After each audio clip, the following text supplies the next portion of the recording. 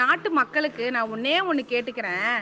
மோடி அத புடுங்கிட்டாரு, இத புடுங்கிட்டாரு, மோடி அங்க நட்டு வச்சுட்டாரு, மோடி இங்க நட்டு வச்சுட்டாரு, பணமழையா கொட்டுதுன்னு 85% வேறு ஆதரவு குடுத்துருக்கீங்களே, உங்களுக்கெல்லாம் அறிவு இருக்கா? கொஞ்சமாவது அறிவு இருக்கா? மண்டையில மூளைன்னு ஏதாவது இருக்கா?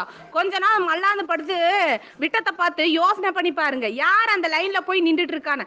பாமர மக்கள் அவன் கூலி வேலை செய்யறவன் போய் கூலிக்கு வேலைக்கு போகாம சோத்துக்கு இல்லாம போய் நின்று 500 ரூபாய் மாத்திரக்காக ஒரு நாளெல்லாம் காலையில இருந்து ராத்திரி வரை நின்றுட்டு இருக்கான்.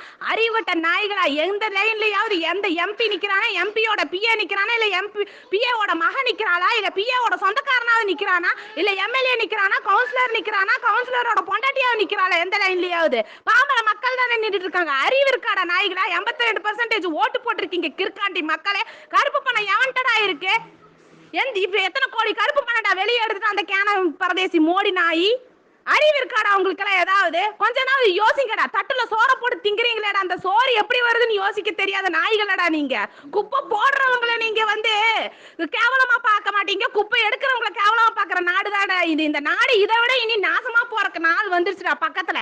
இதை விட இனி கேவலமா பேசிடுவேன் நான். இன்னும் சப்போர்ட் பண்ணி நீங்களும் நாசமா போவீங்க, உங்க மக்களும் தண்ணிக்கும் கூட இல்லாம லைன்ல நிக்க வேண்டிய நிலைமை வரப்போகுதுல நாய்களா. என்னென்னமோ பிரச்சனை நாட்டுல இருக்காம இப்ப இந்த 500 ரூபாய் 1000 ரூபாய் நோட்டு இருக்கிறதா ரொம்ப பிரச்சனையா போயிருச்சு. இப்ப 500 ரூபாய் 1000 ரூபாய் வச்சு நாக்க வலிக்க சொல்லுவாங்க நானு.